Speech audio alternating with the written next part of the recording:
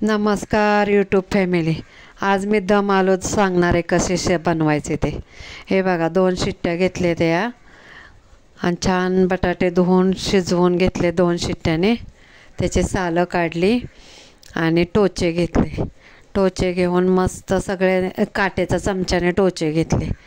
मग छान असे शिजले होते बटाटे. जास्त पण शिजून द्यायचे नाहीत, नाही तर फुटतात टोचे घेताना.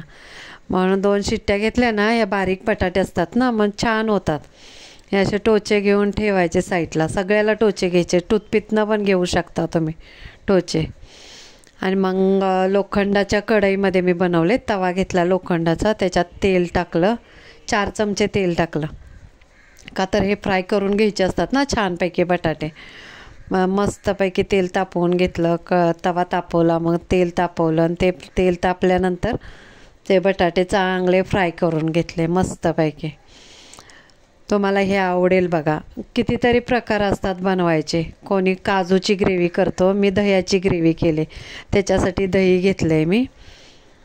ह्याच्यामध्ये दही आणि कांदा. आमच्या गावाला हे जास्त लवकर मिळते वस्तू, म्हणून ते घेतो आम्ही. आणि चांगलं 4 चमचे तेल टाकलं आणि बटाटे चांगले बघा भाजून घेतले तेलामध्ये. टोचे घेऊन सगळे ठेवलेत साईडला. अजून काय वाटलं ह्याच्यामध्ये तर कमेंट करून विचारा मला, मी सांगेल कमेंटमध्ये. दही आणि काश्मीरी मिरची पावडर टाकले मी. धना पावडर, किचन किंग मसाला त्या दह्यामध्ये फेटला. हे बघा 4 चमचे तेल टाकलं. असं चिंगोशी नाही करायची, बटाटे फ्राय करायचे ते. मग 4 चमचे फुल चमचे मोठी पळी आहे ते टाकले. मग ते बटाटे टाकून छान असे परतून घेतले मस्तपैकी. 10 मिनटं लागले मला. हे दही घेतलं आहे. दह्यामध्ये हे लाल तिखट, काश्मीरी मिरची पावडर आहे. ही किचन किंग मसाला आहे. हे धना पावडर आहे. हे असं सगळं टाकून दिलं आणि थोडं मीठ टाकलं आणि थोडा हिंग पण टाकला. तो मला दाखवता आला नाही. हिंग पण टाकला आहे. आणि ते सगळं घोटलं छान मस्त त्याने दह्याने. दही फेटलं चांगलं मस्त. त्याच्यामुळे काय होतं, फेटलेले हे वस्तू असतात ना, ते गॅसवरती टाकलं की फाटत नाही. असं वेगळं वेगळं असं दिसत नाही. छान फेटायचं त्याला मस्तपैकी. बघा किती टीप मध्ये देते मी. हे बघा बटाटे कसे ब्राऊन मस्त झाले ना आता. छान छोटे छोटे बटाटे. टेस्टी तर एवढे आहेत ना, मस्त टेस्ट लागली. बहिणीने दिलेत गावावरून. धन्यवाद सीमा.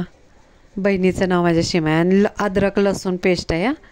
ही त्याच तेलामध्ये बटाटे काढून अद्रक लसूण पेस्ट टाकायची.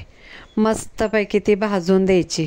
अद्रक लसूण पहिल्यांदा टाकलं ना की भाजीला स्वाद वेगळाच येतो.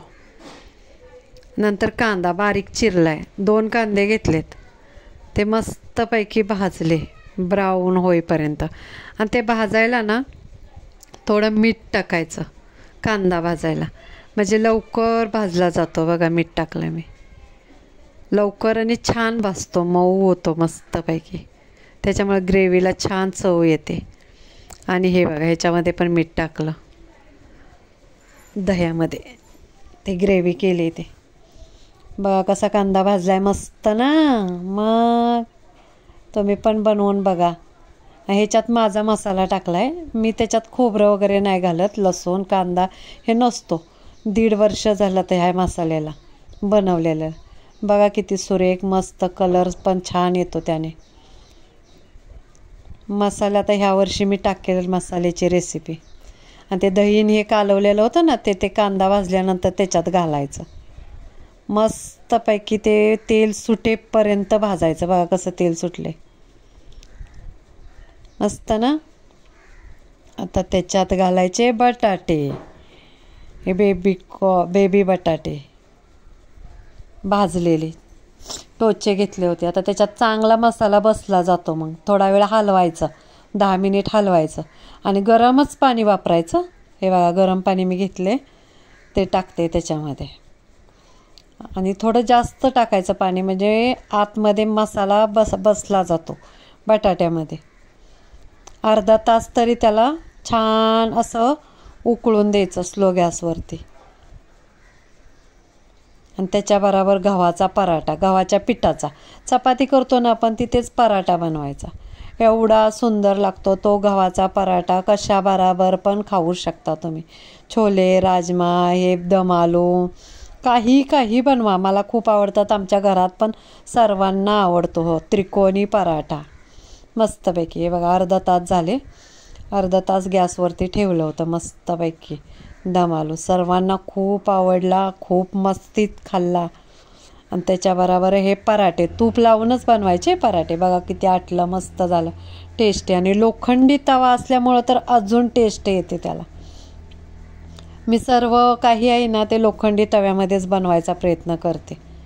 बघा कलर पण किती मस्त आला आहे काश्मीरी मिरची पावडरमुळे आणि माझ्या मसाल्यामुळे. बघा हे असं आटवून दिलं एवढं मी. किती सुरेख लागलं.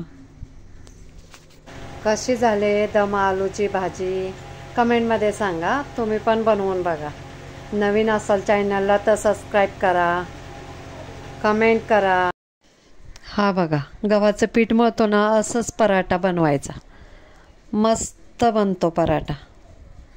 हे कोपरे शेकायचे, पण तूप लावायचं. आतमध्ये तूप लावायचं, बाहेरून तूप लावायचं. चिंगुशी नाही करायची तूप लावायला. मग छान नरम असा त्याच्याबरोबर पराठा आणि जास्त वेळ भाजायचा. मग कुरुम मस्त लागतो, खुसखुशीत. त्रिकोणी लाटा येत नसेल तर मला फोन करा, कमेंट करा की त्रिकोणी कसा बनवायचा मी सांगेन. हे बघा आणि काढून ठेवायचा लोखंडी तव्यातला दम आलू, का तर काळा पडतो नंतर. हा लाल कलर आहे तो काळा कलर दिसतो. कसे वाटले माझे व्हिडिओ? धन्यवाद. बाय. एन्जॉय.